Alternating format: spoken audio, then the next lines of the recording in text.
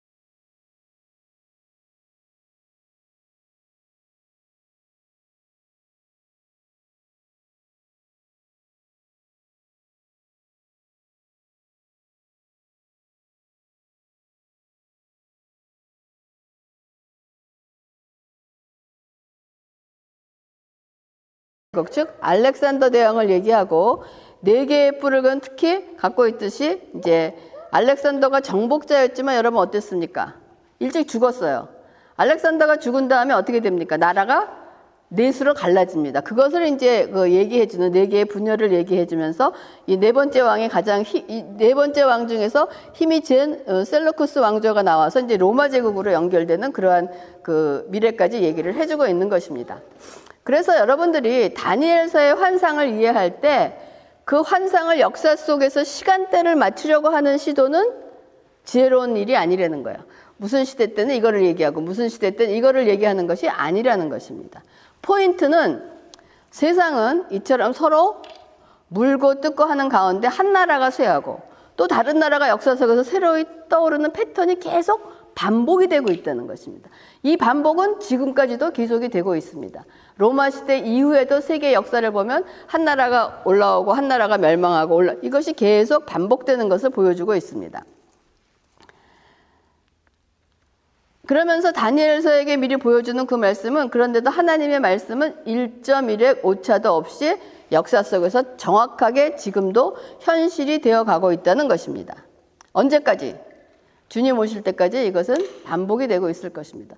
여러분 이러한 관점으로 지금 세상 돌아가는 것을 보세요. 지금은 미국과 중국과의 싸움입니다. 어느 나라가 쇠하고 어느 나라가 망하게 될지는 모르지만 어쨌든 이러한 역사가 계속해서 지금 반복되고 있는 이 관점으로 세상에 돌아가는 관점을 여러분 볼 수 있기를 바랍니다. 근데 우리는 이 반복되는 역사의 사건 속에서 하나님의 뜻을 분별하면서 다시 오실 주님을 맞이할 정결한 신부의 삶을 살아내는 것이 우리 삶의 모든 것입니다. 이러한 삶을 살아냈던 다니엘을 통하여 우리가 지혜를 얻고자 하는 것이 제가 다니엘서를 강해한 저의 가장 큰 이유이며 큰 목적이기도 합니다. 그래서 저는 여러분에게 첫 번째 묻겠습니다. 여러분들은 살아가면서 붙잡고 살아가는 것이 무엇을 붙잡고 살아가십니까? 사랑하는 아내를 붙잡고 살아가십니까? 아니면 사랑하는 남편을 붙잡고 살아가십니까? 근데 저는 여러분들이 붙잡고 있는 게 진짜를 붙잡고 있기를 바랍니다. 무엇을 붙잡고 있든지 진짜를 붙잡고 있기를 바라요. 자식을 붙잡아도 진짜 자식을 붙잡고 있고 남편을 붙잡고서도 진짜 남편을 붙잡고 있기를 바랍니다. 근데 우리가 진짜 잡고 있어야 될 나라가 여러분이 세상 살면서 유한한 눈에 보이는 나라를 붙잡고 있느냐, 눈에 보이지 않지만 영원한 나라를 붙잡고 있느냐, 이 둘 중에 하나 무엇을 붙잡고 있느냐를 묻고 싶습니다. 여러분 영원한 나라는 하나님, 그분 자체를 얘기하는 거예요. 이것이 다니엘서가 얘기하는 다니엘서의 주장입니다. 화려하게 보이는 금머리 신상도 무너지고 사라졌습니다. 무엇으로 인해서 무너졌어요? 하늘에서 사람의 손으로 만들지가 않는 그냥 초라해 보이는 어떤 돌덩이 하나가 와갖고 금신상을 다 무너뜨렸다는 거예요. 그러니까 여러분이 진짜를 잡으려면 가짜가 무엇인지 알아야 됩니다. 그럼 여러분 가짜를 연구하시겠습니까? 어떻게 하면 진짜를 잡을 수 있겠어요? 여러분이 진짜가 뭔 줄 알면 가짜는 연구하지 않아도 이건 가짜구나 하는 걸 아는 거예요.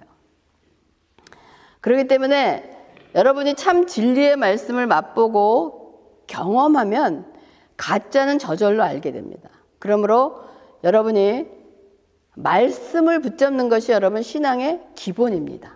잊지 마시기 바랍니다. 말씀에 붙잡는 것이. 그리고 둘째 우리가 해야 될 것이, 신앙의 기본으로 돌아가 둘째 우리가 해야 될 것이 뭐냐? 기도입니다. 다니엘서 6장 10절에 다니엘이 이 조서에 왕의 도장이 찍힌 것을 알고도 자기 집에 돌아가서는 윗방에 올라가 예루살렘으로 향한 창문을 열고 전에 하던 대로 하루 3번씩 무릎을 꿇고 기도하며 하나님께 감사하였다. 저는 여러분이 올해 1년 동안 이 다니엘서 6장 10절 요 한 절을 외우는 데는 아무런 문제가 없을 거라고 생각합니다. 이거를 매일 입으로 내면서 묵상하시면서 기도하시면서 이거를 여러분 마음판에 새기시기 바랍니다. 이 다니엘이 어느 날 갑자기 닥쳐온 위기 속에 이렇게 떠밀리듯 기도하지 않았고 늘 일상적으로 하던 대로 기도했다는 것이 중요합니다. 여러분, 사실 우리가 위기를 맞으면 여러분 기도해야 되는데 기도 나오는 줄 아세요? 안 나와요. 우리가 막상 위기에 빠지고 이 패닉에 빠지면 기도가 안 나옵니다. 기도가 막혀요. 뭐를 기도해야 될지 모른다는 거예요. 그렇기 때문에 우리의 기도는 어떤 일이 생겼을 때 그냥 급하게 하는 것이 아니고 일상적으로 쌓여있던 기도의 습관이 우리를 살려주는 거예요. 그 다니엘은 이 포로 생활을 하면서 일상생활에서 놓치지 않고 했던 것이 기도와 말씀입니다. 우리 인생도 여러분 기도와 말씀이 없이는 아무것도 아니라는 것을 잊지 마시기 바랍니다. 지금 여러분이 여러분 자신을 한번 점검해 보세요. 여러분이 그냥 뭔가 좀 된 것 같고 신앙생활 하는 것 같지만 여러분이 말씀과 기도가 없다면 그거 아직 아무것도 아니라는 거예요. 우리의 기도는 여러분 우리의 소망이나 하소연을 하는 게 아니에요. 이 말씀이 우리의 기도가 기초가 되는, 말씀을 통해서 그 말씀으로 기도를 해야 된다는 거야.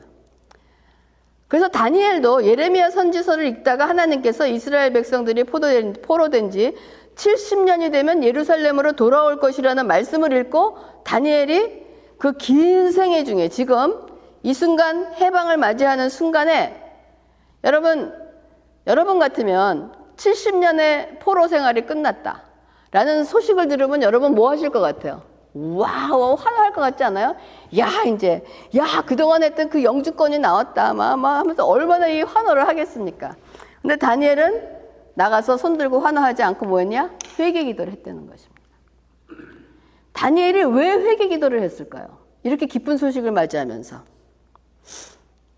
다니엘은 하나님의 말씀을 읽다가 자기 백성이 이제 곧 다가올 회복을 위해 준비가 되어 있지 않다는 것을 깨달은 것이에요. 그래서 예수님이 오시기 전에 이것을 보면은 세례 요한이 외치던 메시지와 동일하지 않습니까? 기쁜 좋은 소식이 올 때 세례 요한이 뭐라 그랬어요? 회개하라, 천국이 가까웠다라고요. 그러니까 다니엘이 하나님께서 이 기쁨의 포로에서 해방된다는 소식이 이제 곧 다가왔을 때 기뻐서 환호하기 이전에 뭘 했냐? 회개기도 했다는 거 여러분 마음에 새기시기 바랍니다. 어떻게 회개기도 했냐? 다니엘서 9장 3절과 5절에 보면 내가 금식하며 베옷을 입고 죄를 덮어쓰고 주 하나님께 기도하며 간구하기를 결심하고 5절 우리는 이미 범죄하여 패역하며 행악하며 반역하여 주의 법과 규례를 떠나싸우며 라고 얘기해요. 다니엘은 이스라엘 민족의 고통이 그들의 조상 때부터 이어져 내려온 죄악 때문인 것을 깨달았어요. 그래서 이 죄악의 사슬을 끊지 못하면 해방도 다시 예루살렘으로 돌아간 것도 아무런 의미가 없음을 깨달았다는 것입니다. 우리에게 하나님이 아무런 좋은 것을 약속을 하신다 그래도 우리의 죄가 해결되지 않으면 그것은 아무것도 아니라는 것을 지금 얘기하고 있는 거예요. 그래서 철저하게 구체적으로 민족의 죄를 자신의 죄로 끌어안고 기도한 것이 다니엘서 9장입니다. 이것이 모범적인 기도의 내용이에요. 그래서 여러분은 다니엘서 6장 10절을 외우시고 다니엘서 9장을 쭉 이번 한 달 동안 한번 읽으시면서 묵상할 수 있기를 바랍니다. 다니엘이 어떻게 기도했는가? 이게 모범적인 기도에 우리가 그렇게 기도하려는 거예요. 그래서 다니엘서 9장 17절에 그러하온즉 우리 하나님이여 지금 주의 종의 기도와 간구를 들으시고 주를 위하여 주의 얼굴의 빛을 주의 황폐한 성소에 비추옵소서라고 얘기합니다. 자, 다니엘은 해방이 돼서 본국으로 돌아가서 여러분들이 만약에 해방이 돼갖고 이제 본국으로 돌아갈 것이다 라고 얘기하면 기뻐하고 난 다음에 여러분들은 뭘 기도하겠습니까? 하나님 그곳에 가서 무엇을 어떻게 하고 먹고 살아야 되겠습니까? 어떻게 집을 장만해 주세요. 어떤 직장을 장만해 라고 기도하지 않겠습니까? 근데 다니엘은 본국으로 돌아가서 잘 먹고 잘 살게 해달라는 기도가 아니라 주의 황폐한 성소에 비추옵소서라고 얘기합니다. 이스라엘 백성으로 인하여 땅에 떨어진 하나님의 영광과 명예가 회복되기를 기도한 것입니다. 우리는 하나님 앞에 기도할 때 우리의 소원과 우리의 하나님이 이미 우리에게 너희가 먹고 살 것을 구하지 말라 그랬어요. 왜? 그건 이방인이 구할 거고 내가 다 알고 있다 그랬어요. 하나님이 원하시는 것은 어떻게 하면 하나님께 영광을 돌리고 하나님 나라를 위할 것인가를 먼저 구해나와라 의를 구하라는 것이 기도의 순서라는 것을 지금 다니엘이 얘기하고 있는 것입니다. 그렇기 때문에 우리의 생각은 해방이 되면 그 땅에서 어떻게 살아갈 것이냐에 대한 문제가 자동적으로 근데 먼저 딱 떠오르게 돼 있어요. 안타깝지만. 이것이 우리가 바꿔야 할 우리의 생각의 패턴입니다. 이것이 바꿔지지 않으면 하나님은 그게 바뀌어질 때까지 같은 훈련을 시키신다는 거예요. 그러니까 맨날 그냥 다람쥐 쳇바퀴 돌다가 신앙생활하고 갈 것이냐, 거기서 벗어나서 빨리 올라갈 것이냐는 여러분의 선택입니다. 다니엘은 이렇게 구약에 살고 있던 사람인데 어떻게 이렇게 신약의 말씀대로 살아갈 수 있을까라는 생각을 한번 해보세요. 어떻게 이럴 수 있을까요? 하나님은 한 분이시기 때문입니다. 구약의 하나님이나 신약의 하나님이나 한 분이시기 때문입니다. 그래서 하나님의 약속은 여러분, 다니엘의 기도가 있든 없든 포로의 귀환의 역사는 이루어집니다.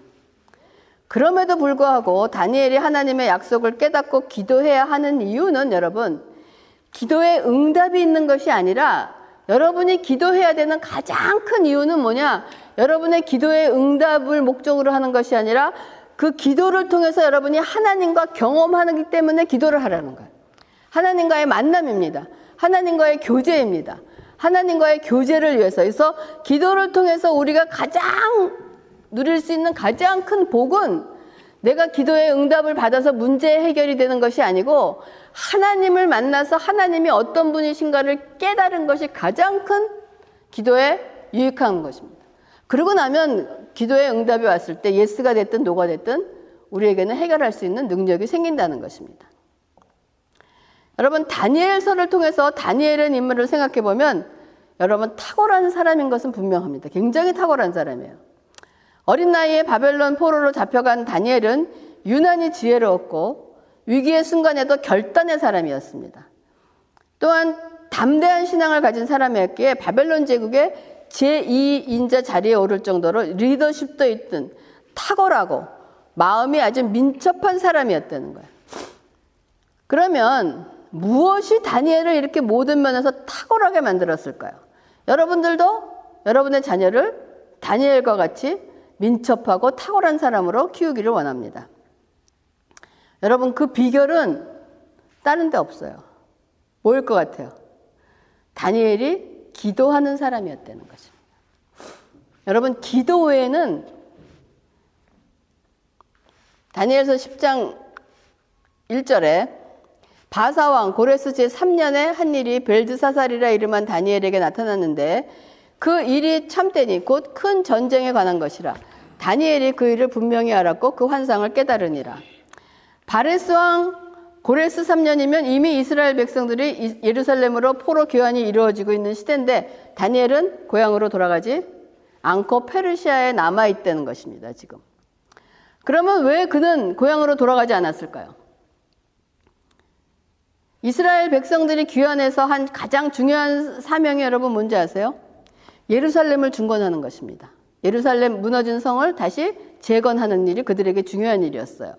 근데 그 중요한 일에 동참하지 않고 다니엘은 저기에 남아 있었습니다. 왜 남아 있었을 것 같아요? 돌아가서 귀찮은 일 하기 싫어서? 그냥 여기서 남아 있어서 그냥 편안하게 살기 위해서?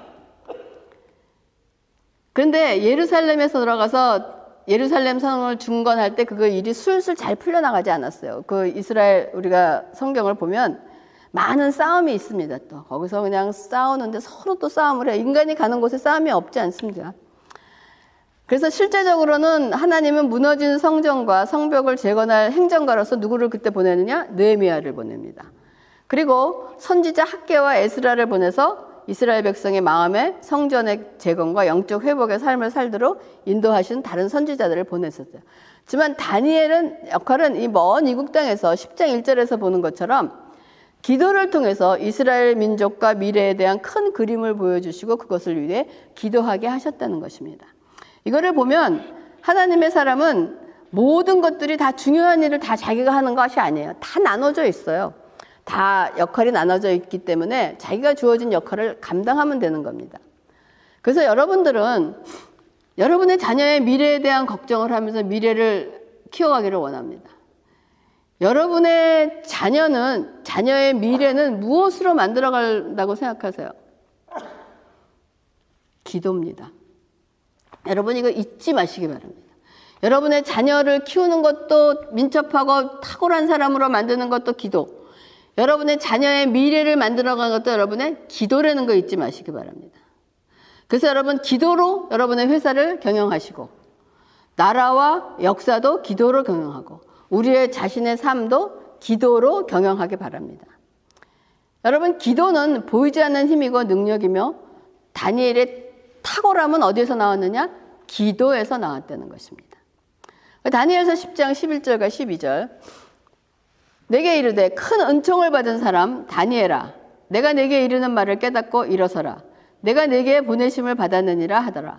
그가 내게 이 말을 한 후에 내가 떨며 일어서니 그가 내게 이르되 다니엘아, 두려워하지 말라.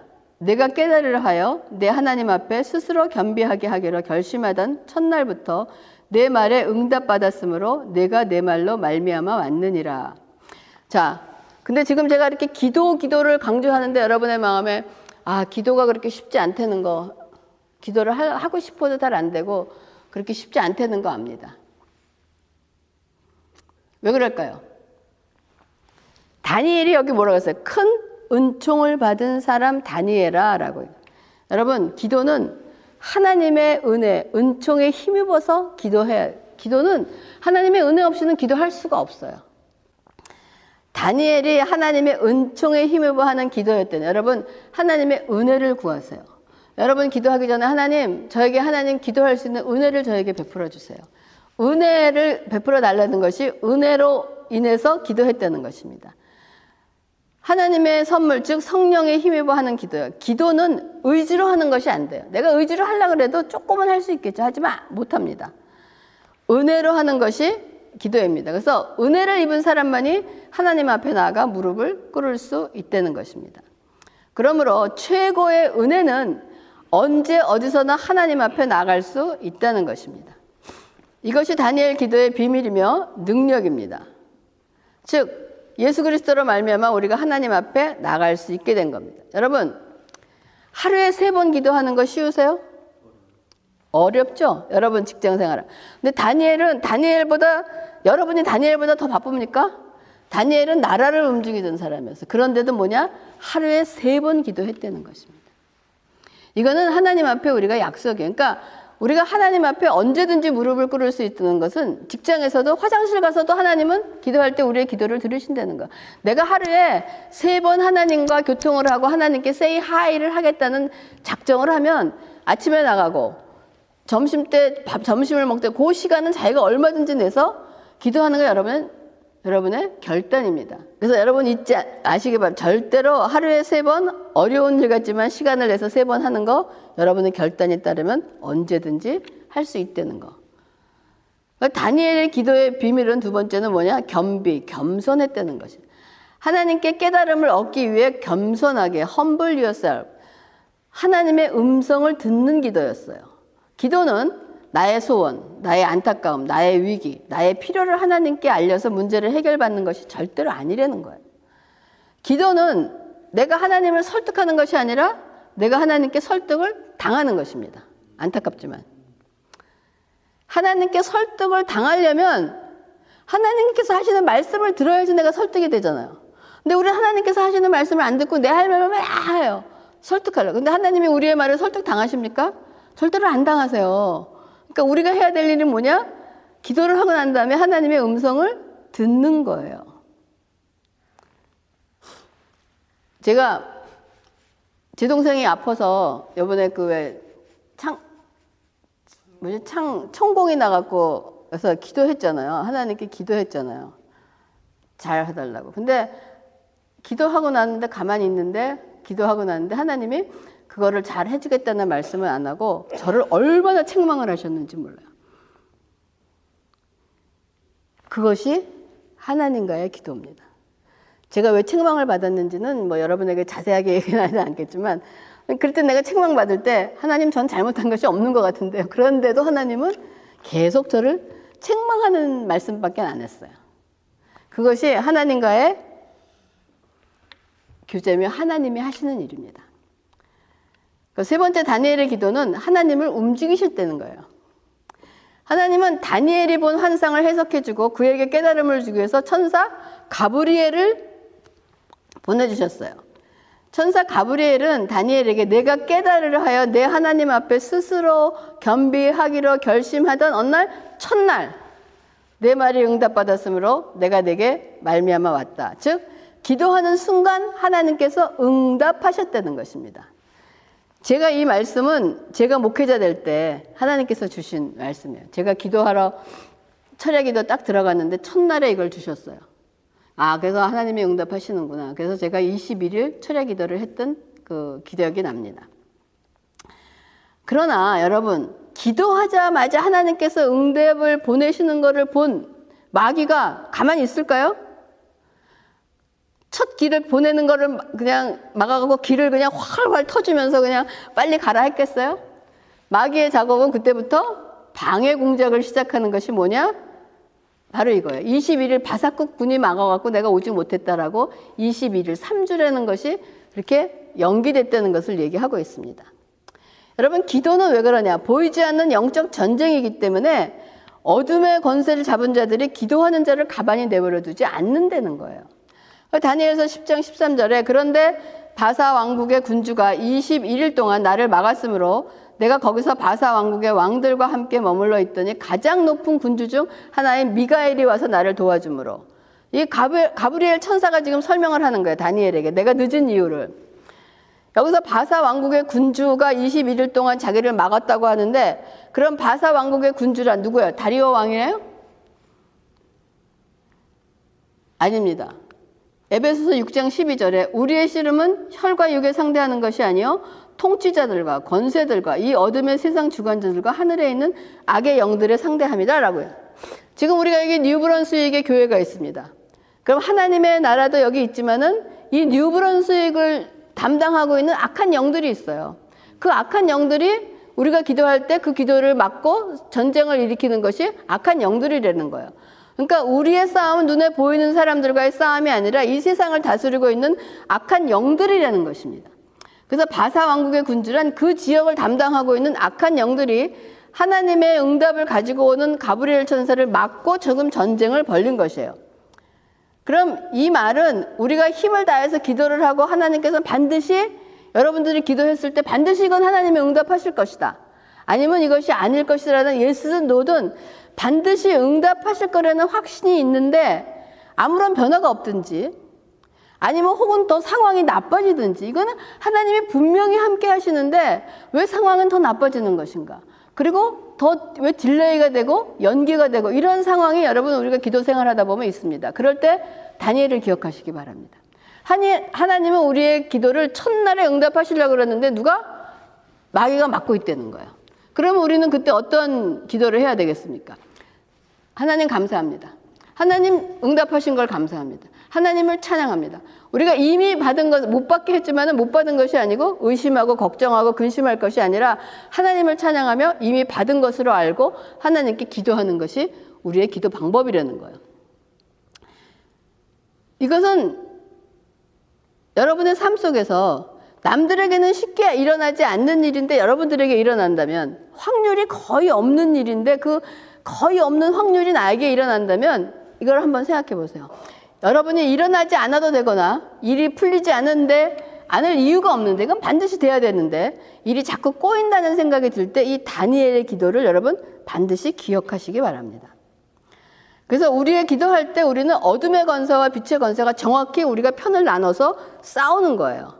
그러나 이 전쟁은 여러분 이미 예수님께서 십자가에서 이겨놓으신 전쟁이기 때문에 여러분 두려워하시지 마시기 바랍니다.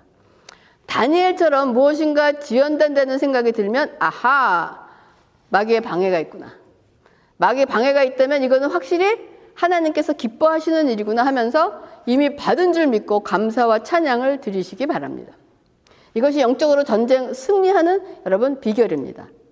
그래서 우리의 감사 찬양이 울려 퍼질 때 악한 영은 더 이상 하나님의 소식을 전하는 가브리엘을 막을 수가 없었습니다. 이처럼 우리가 다니엘서 5장에서 하룻밤 사이에 죽음을 당한 벨사살의 경우를 통해서 여러분 역사의 주인인지 누군지를 확실히 알라는 말씀을 제가 선포했습니다. 여러분 그리스도인의 역사관은 인본주의가 아니라 여러분 신본주의입니다. 역사는 하나님을 중심으로 움직이고 역사를 주관하는 자는 여러분 하나님이시라는 관점에서 이 세상을 돌아가는 역사를 보시고 세상을 판단할 수 있기를 바랍니다. 하나님의 관점으로 세상을 바라보는 사람들이 가져야 할 가장 중요한 자세가 뭐냐? 하나님의 타이밍을 기다릴 줄 알아야 된다. 그리스도인의 역사가는 인본주의가 아닌 신본주의, 역사는 하나님을 중심으로 일어난다는 것입니다. 그러나 여러분, 하나님의 타이밍을 기다리는 것, 하나님의 때를 기다리는 일이 그렇게 쉬운 일은 아닙니다. 우리 믿음의 조상 아브라함도 하나님의 때를 기다리지 못해서 이스마엘을 낳고 말았습니다. 이와 같이 우리들은 항상 자신의 시간이 중요해요. 내 시간이 중요해요. 자신의 내 시간만 급합니다. 그럼에도 불구하고 우리는 왜 하나님의 시간을 기다려야 될까요?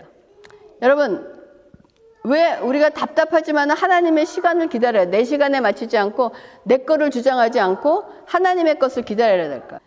우리는 내일 일을 예측할 수가 없는 사람이에요. 그런 예측할 수 없는 내가 그거를 믿고 내 거를 판단하는 것과 시작과 끝을 보고 계시는 하나님이, 인생 전체 그림을 보고 계시는 하나님이 신호를 주실 때 어느 신호가 더 확실하겠습니까? 이거는 물어보나 많아요.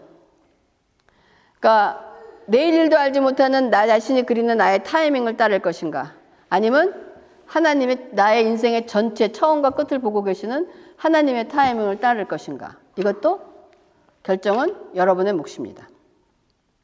그렇기 때문에 신앙생활을 한다는 것은 결국 여러분 다른 게 아니에요. 하나님을 알아가는 여정입니다. 신앙생활은 누가 하나님을 좀 더 깊게 많이 알아가는가 하는 것이 여정인 거예요. 여러분, 신앙이 좋다는 것은 하나님을 깊이 알고 있다는 의미예요. 하나님을 깊이 알고 있다는 의미입니다. 신앙은 여러분 종교적인 열심과 헌신으로 깊어지는 것이 아닙니다. 하나님과의 교제를 통해서 그분을 더욱 깊이 알아갈 때 신앙은 견고해지고 성숙해진다는 것입니다. 다니엘서 11장 45절에 보면 그가 장막 궁전을 바다와 영화롭고 거룩한 산 사이에 세울 것이나 그의 종말에 이르리니 도와줄 자가 없으리라 라고 얘기합니다. 이 다니엘서의 주제인 영원한 나라의 승리를 말해주는 대목 중에 하나로 마귀의 종말이 오면 그를 도와줄 사람이 없다는 것입니다. 사단은 여러분 멸망할 수밖에 없는 존재라는 거예요. 그러므로 예수님께서 뿌리를 내리는 삶을 살지 않으면 여러분 우리의 인생은 멸망하는 인생뿐이라는 것입니다. 그러므로 사람들의 인생을 겉으로 보이는 것으로 여러분 판단하지 않기를 바랍니다. 먼저 그리스도 위에 인생의 기초를 쌓는 사람이 인생을 잘 지은 사람이에요. 이것이 반석 위에 지은 집이냐 모래 위에 지은 집이냐라는 말씀입니다. 그러므로 여러분의 자녀들의 인생 설계를 여러분 지금부터 기도와 말씀으로 그리스도 위에 세울 수 있도록 간절히 제가 부탁을 하겠습니다. 부모로서 해야 할 일 중에서 가장 우선적인 것이 여러분 뭐라고 생각하세요? 여러분, 우리가 부모로서 해야 될 일도 많지만 다 하고 살지도 못합니다. 못하는 일도 있어요. 하지만 꼭 해야 될 것이 무엇이냐? 여러분의 자녀를 예수님의 제자로 만드는 것입니다. 이거 잊지 마시기 바랍니다. 명심하시기 바랍니다. 자녀를 제자화하지 못하면 여러분의 자녀가 앞으로의 세상에서 살아갈 수 있는 힘과 능력이 없어진다는 거예요. 그럼 자녀를 제자화 삼으려면 부모가 먼저 예수님의 제자가 돼야 된다는 것입니다. 그래서 다니엘서 12장 4절에 다니엘아 마지막 때까지 이 말을 간수하고 이 글을 봉함하라. 많은 사람이 빨리 왕래하며 지식이 더하리라. 여러분, 마지막 때가 되면 나타나는 증상 중에 하나가 다니엘에게 말씀하신 것은 속도가 빨라진다는 것입니다. 지식이 더해진다는 것입니다. 요즘 그렇지 않습니까? 얼마나 속도가 빠릅니까? 지식도 인터넷을 통해서 지식의 홍수 속에 살고 있습니다. 이런 징조는 마지막 때가 점점 가까워지고 있다는 것을 말하는 거예요. 그러므로 우리는 예수님의 재림을 기다리며 준비하는 신앙을 가지고 살아야 된다는 거예요. 그러나 이것은 마지막 때가 언제인가 하는 시점의 관점을 가져서는 안 되는 거예요. 언제, 맨날 몇 시에 온다는. 그 시점은 하나님 아버지의 권한이기 때문에 그분의 타이밍을 기다리면 되는 것입니다. 다만 우리에게 중요한 것은 다가올 미래를 위하여 우리의 삶을 충실하게 살아내는 것입니다. 그래서 오늘 다니엘에게라고 그렇게 말씀하셔서 12장 9절에 그가 이르되 다니엘아 갈지어다. 이 말은 마지막 때까지 간수하고 봉함할 것이니라. 그래서 갈지어다라고 할 때 go your way, 네 길을 가라라고 얘기하고 있어요. 이것은 뭐냐면 지금 너가 살고 있는 현재의 삶으로 돌아가려는 거예요. 우리가 살고 있는 삶의 현실에 돌아가서 그 현장에서 최선을 다하고 하나님의 삶을 살려는 것입니다. 그래서 제가 여러분 2023년을 시작하면서 주의 신앙의 기본으로 돌아가자는 표어를 여러분 마음에 새기고 기도와 말씀을 붙잡는 꾸준한 일상을 사는 것이 여러분의 2023년의 여러분의 신앙생활입니다. 첫째, 말씀을 붙잡으시기 바랍니다. 그리고 은혜를 구하고 기도하시기 바랍니다. 그리고 하나님의 역사관으로 하나님의 타이밍을 기다리시기 바랍니다.